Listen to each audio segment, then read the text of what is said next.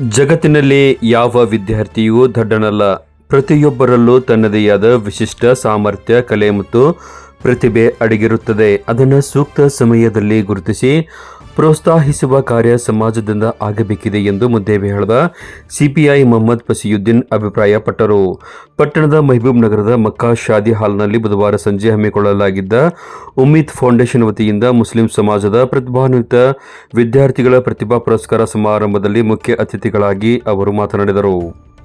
Muslim ಸಮಾಜದ ವಿದ್ಯಾರ್ಥಿಗಳು ಕೇವಲ ಉರ್ದು ಭಾಷೆಗೆ ಸೀಮಿತವಾಗದೆ ಪ್ರಸ್ತಕ ಸ್ಪರ್ಧಾತ್ಮಕ ಯುಗಕ್ಕೆ ಅಗತ್ಯವಿರುವ ಕನ್ನಡ ಹಾಗೂ ಆಂಗ್ಲ ಭಾಷೆಯ ಕಲಿಕೆಗೂ ಹೆಚ್ಚಿನ ಒತ್ತನ್ನು ನೀಡಬೇಕು. ಬಡತನ, ಕಷ್ಟಗಳು ಜೀವನದಲ್ಲಿ ಸಹಜ. ಆದರೆ ಅದರ ನೆಪವೊಡ್ಡಿ ಪೋಷಕರು ಮಕ್ಕಳನ್ನು ಶಿಕ್ಷಣದಿಂದ ವಂಚಿತರನ್ನಾಗಿ ಮಾಡಬಾರದು. ಮಕ್ಕಳನ್ನು ವಿದ್ಯಾವಂತರನ್ನಾಗಿ ಮಾಡುವುದು ಪ್ರತಿಯೊಬ್ಬ ಪಾಲಕರ ಆದ್ಯ ಕರ್ತವ್ಯವಾಗಿದೆ ಎಂದು ಅವರು ಕಿವಿಮಾತನ್ನು ಹೇಳಿದರು. ಅದೇ ರೀತಿ ಯಾರೂ ಸಹ ದಡ್ಡರಲ್ಲ. ಆ ಅಲ್ಲಾಹನು ಪ್ರತಿಯೊಬ್ಬರಿಗೂ ತನ್ನದೇ ಆದ ಒಂದು ಸಾಮರ್ಥ್ಯ ಕೊಟ್ಟಿರ್ತಾನೆ.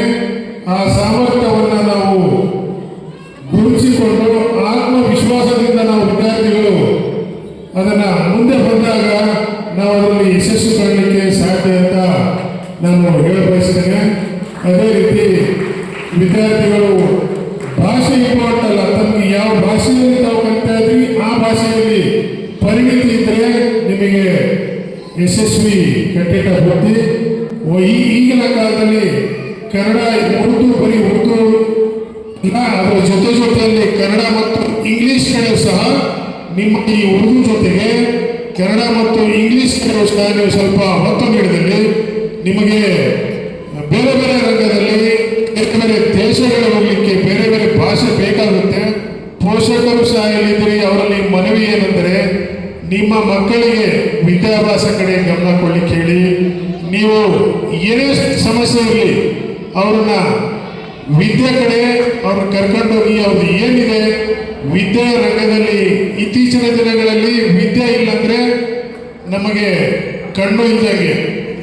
ಕಣ್ಣು ಇಲ್ಲದ ವ್ಯಕ್ತಿ ಯಾವ ರೀತಿ ಬೇರೆಯವ್ರ ಮೇಲೆ ಆಸರೆಯಾಗಿರ್ತಾನೆ, ಅದೇ ರೀತಿ ವಿದ್ಯೆ ಇಲ್ಲದ್ರೂ ಈ ಆಧುನಿಕ ಯುಗದಲ್ಲಿ ವಿದ್ಯೆ ಬಹಳ ಮುಖ್ಯ.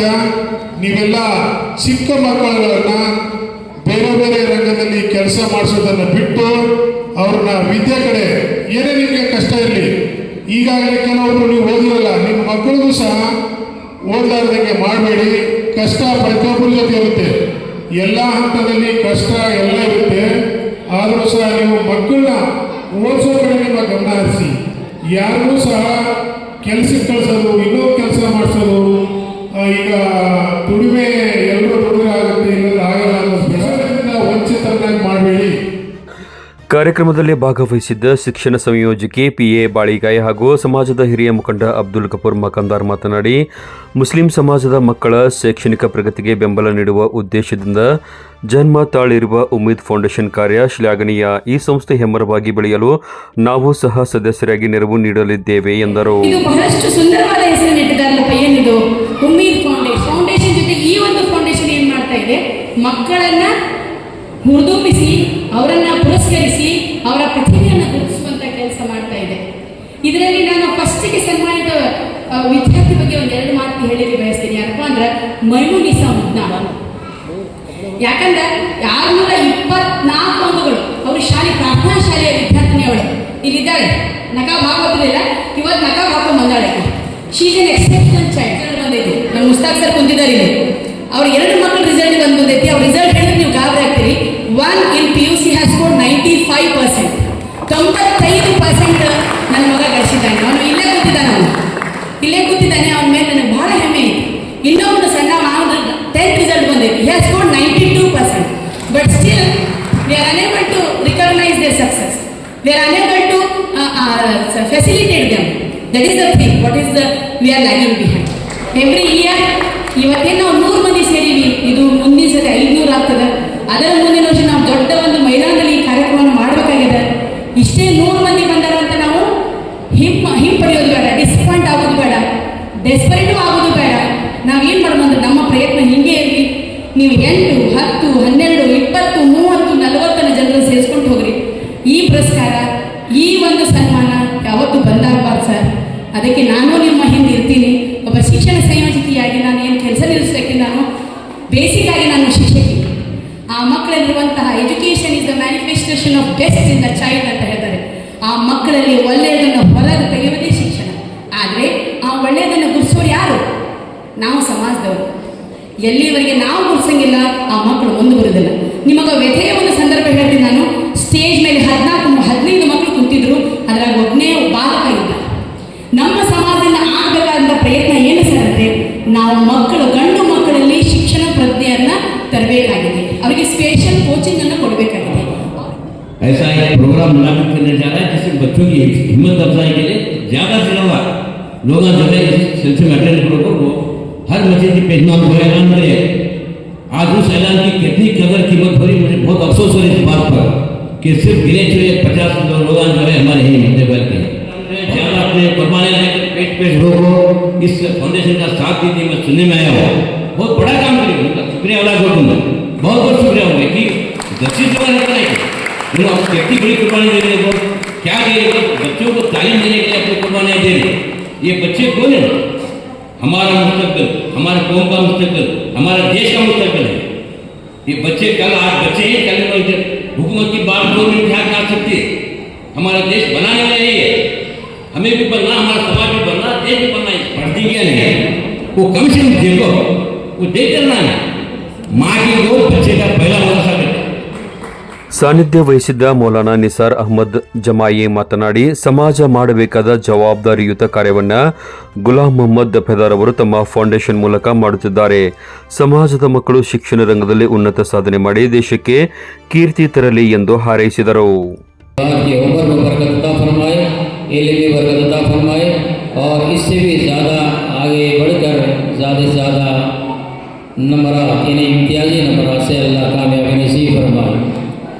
तो ये आज का इजलास ये उम्मीद फाउंडेशन की तरफ से ये मुनाफिद किया गया है। ये उम्मीद फाउंडेशन के ज़िम्मेदारान की ये बड़ी मेहनत है, ये लगन है और ऐसे इजलास हमारे मुस्लिम समाज के अंदर होना चाहिए, क्योंकि हमारे तलबा तालिबात के अंदर इन्हें इतनी हिम्मत भी है, इतनी ज़रूरत भी है और इनके अंदर काबिलियत भी है अल्हम्दुलिल्लाह। मगर ये बच्चों को आगे लाना ये समाज का काम है। अगर ये समाज अगर बेदार हो जाए तो इंशाअल्लाह हमारे बच्चे भी बेदार होंगे और हमारे बच्चे ये तालुकी का नाम नहीं बल्कि कर्नाटक बल्कि पूरे हिंदुस्तान का नाम रोशन करेंगे इंशाअल्लाह. ಕಾರ್ಯಕ್ರಮದ ಅಧ್ಯಕ್ಷತೆ ವಹಿಸಿದ್ದ ಡಾಕ್ಟರ್ ಎ ಮುಲ್ಲಾ ಮಾತನಾಡಿ, ಪ್ರಸಕ್ತ ಸಾಲಿನ ಸಾಧಕ ವಿದ್ಯಾರ್ಥಿಗಳಲ್ಲಿ ವಿದ್ಯಾರ್ಥಿನಿಯರೇ ಮೇಲುಗೈ ಸಾಧಿಸಿರುವುದು ಹೆಮ್ಮೆಯ ಸಂಗತಿ. ವಿದ್ಯಾರ್ಥಿಗಳು ಸಹ ಇವರಿಂದ ಪ್ರೇರಣೆ ಪಡೆದು ಸಾಧನೆ ಮಾಡಬೇಕು. ಫೌಂಡೇಶನ್ನ ಈ ನಿಸ್ವಾರ್ಥ ಸೇವೆಗೆ ಎಲ್ಲರೂ ಸ್ಪಂದಿಸಬೇಕೆಂದು ಕರೆ ನೀಡಿದರು. ಉತ್ತೇಜನ ಕೊಡ್ತಾ ಇದ್ದಾರೆ, ವಿದ್ಯೆಯಿಂದ ಮುಂದೆ ಬರ್ತಾ ಇದ್ದಾರೆ. ನಮ್ಮ ಸಮಾಜದಲ್ಲಿ ಯಾವ ಜನರು ಬರಲಿಕ್ಕೆ ತಯಾರಿಲ್ಲ. ಅದಕ್ಕೆ ನಾನು ಅದನ್ನು ಮಾಡಬೇಕಂದಿದ್ದೇನೆ ಅಂತಂದ್ರೆ, ನೀನು ಒಳ್ಳೆಯ ಕೆಲಸ ಮಾಡಪ್ಪ, ಅಲ್ಲ ನಿನಗೆ ಅನುಗ್ರಹ ಕೊಡಲಿ, ನಿನ್ನ ಕೆಲಸ ಪೂರ್ತಿ ಆಗಲಿ ಇನ್ಶಾಅಲ್ಲಾಹ್ ಅಂತ ಹೇಳಿದ್ರು. ಅವನು 2-3 ಸಲ ಮೀಟಿಂಗ್ ಕರೆದ. ನಾನು ಆ ಮೀಟಿಂಗ್ ನನಗೆ ಬರೋದು ಆಗಿಲ್ಲ, ನನ್ನ ಕಾರ್ಯದ ಒತ್ತಡದಿಂದ ಆಗಿಲ್ಲ. ಆದರೆ ನಾನು ಅವರಿಗೆ ಸ್ಪಂದಿಸಿದೆ. ಅಂದರೆ ನಮ್ಮಲ್ಲಿ ಒಂದು ಸಮಾಜಕ್ಕೆ ಒಂದು ಕೀರ್ತಿದಂಥ ಮಕ್ಕಳಿಗೆ ಪ್ರೋತ್ಸಾಹದಾಯಕವಾಗಿ ಮಾಡತಕ್ಕಂಥ ಒಂದು ಕಾರ್ಯಕ್ರಮಕ್ಕೂ ಸಹ ಸ್ಪಂದಿಸಲಿಕ್ಕೆ ಅಂತ ಒಂದು ಸಾಮರ್ಥ್ಯದ ಅಂತ ನಮ್ಮ ಜನರಿಗೆ ನಾವು ಏನಂತ ಹೇಳೋದು ನನಗೆ ಗೊತ್ತಾಗ್ತಾ ಇಲ್ಲ. ನನಗೆ ಆಶ್ಚರ್ಯ, ಸುವಾಸನೆ ಇದ್ದಲ್ಲಿ ಜೇನುನೊಣ ಅಷ್ಟೇ ಬರ್ತಾವೆ, ಸುವಾಸನೆ ಇದ್ದಲ್ಲಿ ಜೇನುನೊಣ ಅಷ್ಟೇ ಬರ್ತಾವೆ. ಆದರೆ ಯಾವುದಾದ್ರೂ ಒಂದು ಸತ್ತ ಪ್ರಾಣಿ ಇದ್ದಾಗ ನೊಣಗಳು ನೋಡಿದ್ರೆ ಪೂರ್ತಿ ನೊಣಗಳು ಬಂದಿರ್ತಾವೆ. ಅಂಥ ಕಾರ್ಯ ಆಗಬಾರ್ದು. ಸುವಾಸನೆ ಇದೆ, ಸುವಾಸನೆ ಅಂತ ಎಲ್ಲರೂ ಬರ್ರಿ, ಸುವಾಸನೆಗೆ ಪ್ರೋತ್ಸಾಹ ಕೊಡ್ರಿ. ಅಂದಾಗ ಮಾತ್ರ ಒಂದು ಸಮಾಜದ ಏಳಿಗೆ ಆಗ್ತದೆ. ಈ ಸಮಾಜದ ಸುವಾಸನೆ ಪೂರ ಪಸರಿಸುವಂಥ ಈ ಕಲಿಗಳು, ಈ ಮೊಗ್ಗಗಳು ಮುಂದೊಂದು ದಿನ ನಮ್ಮ ಸಮಾಜದ ಕೀರ್ತಿಯನ್ನು ಭಾಷೆ ಕನ್ನಡ ಭಾಷೆನೂ ಅಷ್ಟೇ ಹೋಗ್ತದೆ. ಯಾಕಂತಂದ್ರೆ ತಮ್ಗೆ ಉರ್ದು ಬಂದಾಗ ಇಂಗ್ಲೀಷ್ ಮಾತಾಡ್ತಿದ್ರೆ ಕನ್ನಡ ಬರೋದಿಲ್ಲ, ಅದು ನಮ್ಗೆ ಗೊತ್ತದ. ಯಾಕಂದರೆ ಈಗ ಮನೆ ಬಿಟ್ಟು ಹೊರಗೆ ಹೋಗ್ತಾ ಇದ್ದೀರಿ. SSLC ಮುಗಿದ ನಂತರ PUC ಮುಗಿದ ನಂತರ ನೀವು ಬೇರೆ ಬೇರೆ ಕಾಲೇಜ್ಗೆ ಹೋದಾಗ ಕನ್ನಡ ಭಾಷೆನ ಅಷ್ಟೇ ಮಹತ್ವ ಪಡ್ಕೋತದೆ. ಮುಂದೆ ನೀವು ಸಾರ್ವಜನಿಕ ಜೀವನದಲ್ಲಿ ಏನಾದರೂ ಉದ್ಯೋಗ ಪಡೆದುಕೊಂಡ್ರು ಕೂಡ ಅಲ್ಲಿ ಕೂಡ ಕನ್ನಡ ಭಾಳ ಪ್ರಮುಖ ಪಾತ್ರ ವಹಿಸ್ತದೆ. ಆ ನಿಟ್ಟಿನಲ್ಲಿ ನೀವು ಕನ್ನಡ ಕಲಿಬೇಕು. ಇವತ್ತಿನ ಪ್ರಾರಂಭ ಮಾಡಬೇಕನ್ನುವಂಥ ಪೀಠಕ್ಕೆ ಹಾಕಿ ಕೊಡುವ ನಿಟ್ಟಿನಲ್ಲಿ ಇವತ್ತು ಎಲ್ಲ ಕನ್ನಡದ ಆಗಬೇಕನ್ನೋದು ಇಲ್ಲಿ ಉಮ್ಮೀದ್ ಫೌಂಡೇಶನ್ದವರ ಒಂದು ಉದ್ದೇಶ. ಕ್ರೀಡಾ ಸಾಧಕರು ಹಾಗೂ ಪ್ರತಿಭಾವಂತರಿಗೆ ಸನ್ಮಾನ. ಉರ್ದು, ಕನ್ನಡ ಹಾಗೂ ಆಂಗ್ಲ ಮಾಧ್ಯಮದ SSLC ಮತ್ತು PUC ಪರೀಕ್ಷೆಯಲ್ಲಿ ಅತಿ ಹೆಚ್ಚು ಅಂಕ ಗಳಿಸಿದ ಸಮುದಾಯದ ವಿದ್ಯಾರ್ಥಿಗಳಿಗೆ ಫೌಂಡೇಶನ್ ವತಿಯಿಂದ ಅಭಿನಂದನಾ ಪತ್ರ ಹಾಗೂ ನೆನಪಿನ ಕಾಣಿಕೆ ನೀಡಿ ಗೌರವಿಸಲಾಯಿತು.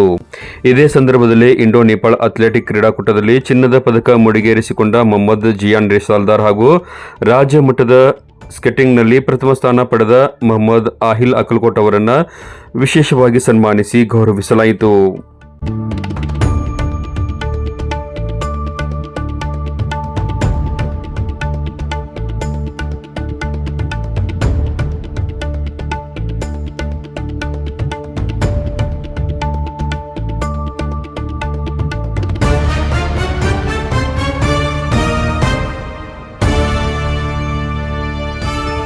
ಕಾರ್ಯಕ್ರಮದ ರೂವಾರಿ ಉಮ್ಮೀದ್ ಫೌಂಡೇಶನ್ ಸಂಚಾಲಕ ಗುಲಾಂ ಮೊಹಮ್ಮದ್ ಪೆದಾರ್ ಪ್ರಾಸ್ತಾವಿಕವಾಗಿ ಮಾತನಾಡಿ, ನಮ್ಮ ಮುಸ್ಲಿಂ ಸಮುದಾಯದ ವಿದ್ಯಾರ್ಥಿಗಳು ಶೈಕ್ಷಣಿಕ ರಂಗದಲ್ಲಿ ಮಾಡಿರುವ ಸಾಧನೆಯನ್ನು ಗುರುತಿಸಿ ಗೌರವಿಸಬೇಕೆಂಬ ಮಹದಾಸೆಯಿಂದ ಈ ಸಂಸ್ಥೆಯನ್ನು ಮುನ್ನಡೆಸಲಾಗುತ್ತಿದೆ.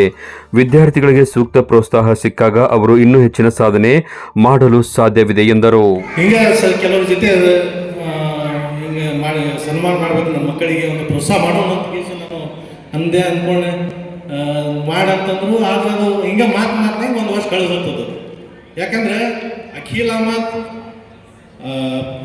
ನದಾಫ್ ಅಂತ ಕೇಸಿ ಇಡೀ ನಮ್ಮ ಸ್ಟೇಟಿಗೆ ಫಸ್ಟ್ ಬಂದಿದ್ದ ಆ ಮಗು, ನಮ್ಮ ವಿದ್ಯಾರ್ಥಿ, ನಮ್ಮ ಮುದ್ದೆಬಾಳದ ವಿದ್ಯಾರ್ಥಿ ಇಡೀ ಸ್ಟೇಟಿಗೆ ಫಸ್ಟ್ ಬಂದಿದ್ದ.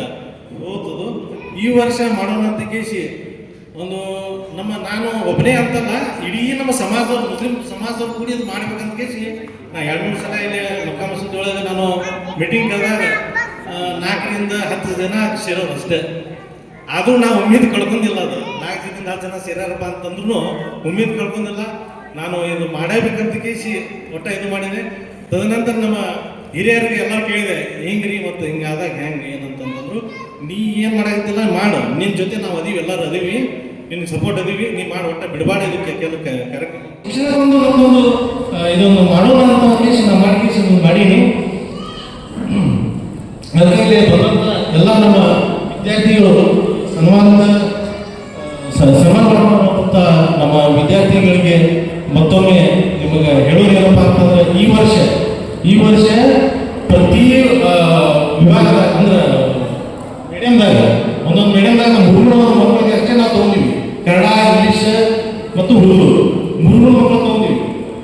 ಇನ್ಶಾಅಲ್ಲಾ ಮುಂದಿನ ವರ್ಷ ನೀವು ಏನಾರ 96ಕ್ಕಿಂತ ಅಧಿಕ ಎಷ್ಟೇ ಮಕ್ಕಳು ತಗೊಳಕ, ಅದು 55 ಅದು 96ಕ್ಕಿಂತ ನೀವು ಹೆಚ್ಚು ನೀವು ಅಂಕಗಳ ಗಳಿಸಿದಾಗ ಮುಂದಿನ ಸಲ ಎಲ್ಲರಿಗೂ ಈ ವೇದಿಕೆ ಕುಂದಿರಿಸಿ ನಾನು ಸನ್ಮಾನ ಮಾಡ್ತೀನಿ. ವೇದಿಕೆಯಲ್ಲಿ ಮೌಲಾನಾ ಕಾರಿ ಇಸಾಕ್ ಮಾಗಿ, ಮೌಲಾನಾ ಅಲ್ಲಾ ಬಕ್ಷ್ ಕಾಜಿ, ಹಾಜಿ ರುದ್ರವಾಡಗಿ, ನಿಕಟಪೂರ್ವ ಪುರಸಭೆ ಅಧ್ಯಕ್ಷ ಮೊಹಿಬೂಬ್ ಗಳಸಂಗಿ, ಹುಸೇನ್ ನಾಯ್ಕೋಡಿ, LN ನಾಯ್ಕೋಡಿ, ಮೊಹಮ್ಮದ್ ರಫೀಕ್ ನದಾಬ್ ಉಪಸ್ಥಿತರಿದ್ದರು.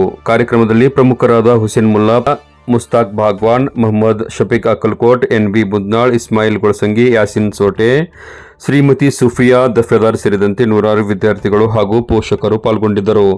ಪ್ರೊಫೆಸರ್ ರಹೀಮುಲ್ಲಾ ಸ್ವಾಗತಿಸಿದರೆ, ನ್ಯಾಯವಾದಿ NR ಮೊಕಾಶಿ ಕಾರ್ಯಕ್ರಮವನ್ನು ನಿರೂಪಿಸಿದರು. MA ನಿಲಿಂಗ್ಸೂರ್ ವಂದಿಸಿದರು.